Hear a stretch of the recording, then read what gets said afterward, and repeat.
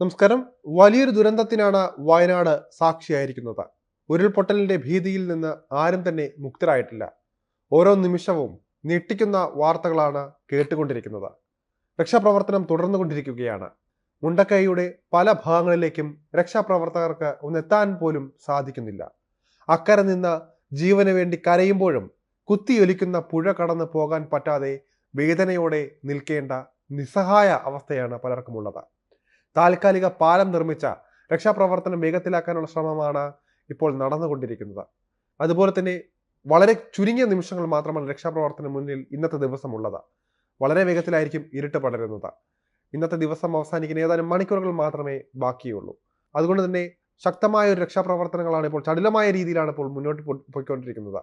പലർക്കും കുടുങ്ങിക്കിടക്കുന്ന സ്ഥലത്ത് നിന്ന് പുറത്തു വരാൻ സാധിക്കാത്ത അവസ്ഥയാണുള്ളത്. മുണ്ടക്കൈ വീടിനകത്ത് കുടുങ്ങിക്കിടക്കുകയാണ് എന്ന് നാട്ടുകാരനായ സുഹേൽ പറഞ്ഞത് വേദനയോടെയാണ് കേരളം കേട്ടത്. ബാപ്പ മരിച്ചു കിടക്കുകയാണ്, ചെറിയ ചെക്കൻ മരിച്ചു കിടക്കുകയാണ്. അവരുടെ കൂട്ടത്തിൽ ഒരാൾക്ക് ജീവനുണ്ട്. അതിൻ്റെ ഉള്ളിൽ നിന്ന് പുറത്ത് കടക്കാൻ സാധിക്കുന്നില്ല. എങ്ങനെയെങ്കിലും രക്ഷപ്പെടുത്താൻ പറ്റുമെങ്കിൽ തങ്ങളെ രക്ഷപ്പെടുത്തു സാറേ എന്നാണ് സുഹേൽ പറയുന്നത്. മുണ്ടക്കൈ ടൗണിലെ വീടാണെന്നും സുഹേൽ പറഞ്ഞിട്ടുണ്ട്. പടിക്കാപ്പറമ്പിലെ വീടാണ്. അതിൻ്റെ ഉള്ളിലാണ് ഒരാൾ ജീവനോടെ ഉണ്ട് എന്ന വിവരം പറയുന്നത്. തങ്ങളെല്ലാവരും അവനെ രക്ഷിക്കാൻ ശ്രമിക്കുകയാണ്. സുഹൈൽ പറഞ്ഞത് ഇപ്രകാരമാണ്: മരിച്ചവർ തങ്ങളുടെ അടുത്ത് കിടക്കുകയാണെന്നും അദ്ദേഹം പറയുകയായിരുന്നു. വീടിന്റെ ബീമൊക്കെ ഇളകി കിടക്കുകയാണ്. അതിനുള്ളിൽപ്പെട്ട നിരവധി പേർ കിടക്കുകയാണ്. അതിനുള്ളിൽപ്പെട്ട് കിടക്കുകയാണ്. ഫയർഫോഴ്സ് വരാൻ കാത്തിരിക്കുകയാണെന്നും അദ്ദേഹം പറയുകയായിരുന്നു. അതേസമയം മുണ്ടക്കൈ ഉരുൾപൊട്ടലിൽ മരണസംഖ്യ 70 കഴിഞ്ഞിട്ടുണ്ട്. വലിയ ദുരന്തമുണ്ടായ മുണ്ടക്കൈ മേഖലയിലേക്ക് പൂർണ്ണതോതിൽ രക്ഷാപ്രവർത്തനം ആരംഭിക്കാനായിട്ടില്ല എന്നാണ് പറയപ്പെടുന്നത്.